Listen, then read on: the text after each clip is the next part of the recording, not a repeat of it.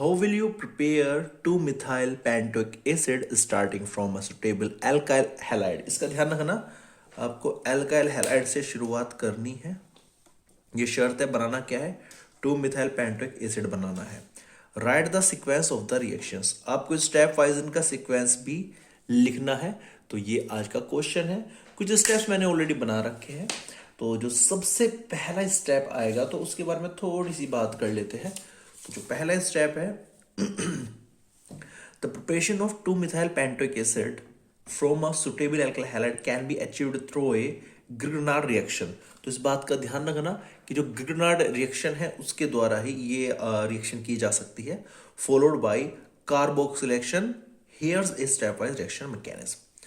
तो ध्यान रखना क्या यूज करना है आपको, ग्रिग्नार्ड रिएक्शन इसमें यूज करनी है। अब बात करते हैं सबसे पहले स्टेप 1 की। तो जो स्टेप 1 है वो यहां पर कहता है प्रिपरेशन ऑफ ग्रिग्नार्ड रिएजेंट। आपको सबसे पहले ग्रिग्नार्ड रिएजेंट बनाना पड़ेगा। तो start with 2-bromo 2-methyl butane and react it with magnesium in dry ether to form the corresponding Grignard reagent. तो वो करना क्या है, आपको 2-bromo 2-methyl ब्यूटेन से स्टार्टिंग करनी है और उसको रिएक्ट कराना है आपको किससे, मैग्नीशियम से रिएक्ट कराना है, वो भी ड्राई ईथर की प्रेजेंस में। तो आपको यहाँ पर एक ग्रिग्नार्ड रिएजेंट देखने को मिलेगा, जैसा आप यहाँ पर देख सकते हैं। अब यहाँ पर दूसरे स्टेप की बात कर लेते हैं। जो दूसरा स्टेप है वो यहाँ पर क्या कहता है वो देखिएगा। दूसरा स्टेप यहाँ पर कहता है कार्बोक्सिलेशन विद CO2। आपको यहाँ पर कार्बोक्सिलेशन करना है इसका CO2 के साथ। रिएक्ट द ग्रिग्नार्ड रिएजेंट, जो आपका यहाँ पर ग्रिग्नार्ड रिएजेंट आपको देखने को मिला, आपको इसको CO2 के साथ रिएक्शन करानी है और इसके बाद आपको कार्बोक्सिल जो फंक्शनल ग्रुप है वो देखने को मिलता है। ये भी ड्राई ईथर की फॉर्म में आपको करानी पड़ेगी। COOH आपको यहाँ पर मिलता है, मतलब ये वाला ग्रुप आपको देखने को मिलेगा। बात करें स्टेप 3 की, तो स्टेप 3 में आपको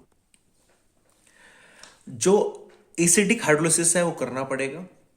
तो इसको आपको हाइड्रोलाइज करना पड़ेगा HCl के साथ रिएक्शन करा के। जो आपका कार्बोक्सिल फंक्शनल ग्रुप आपको जो देखने को मिला, उसको जैसे ही आप HCl डाइल्यूट एसिड होता है जो आपका, H2O से भी आप करा सकते हैं, से जैसे ही आप इसकी रिएक्शन कराते हैं तो आपको 2-methyl pentoic acid देखने को मिलता है।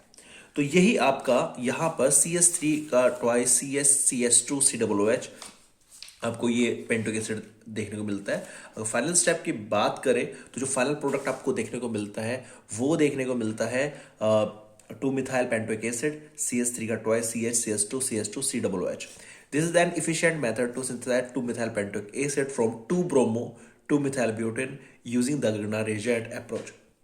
तो यहाँ पे आपने कौन सा एल्काइल हैलाइड का प्रयोग किया है, यहाँ पे आपने 2-bromo 2-methyl butane का प्रयोग किया है। और क्या मिला है आपको मिला है 2-methyl pentoic acid देखने को मिला है।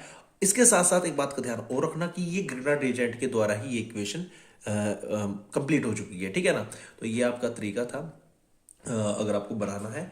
उम्मीद करता हूँ वीडियो आपको अच्छी लगेगी। वीडियो अच्छी लगी प्लीज लाइक कर देना, चैनल को सब्सक्राइब जरूर कर देना, ताकि इस प्रकार का क्वेश्चन का सॉल्यूशन आप आपके लिए लेकर आते रहे। कोई भी क्वेश्चन हो, आपका कोई भी डाउट हो, प्लीज कमेंट करना, हम उसके सॉल्यूशन के ऊपर वीडियो जरूर बनाएंगे। Thank you so much for watching this video.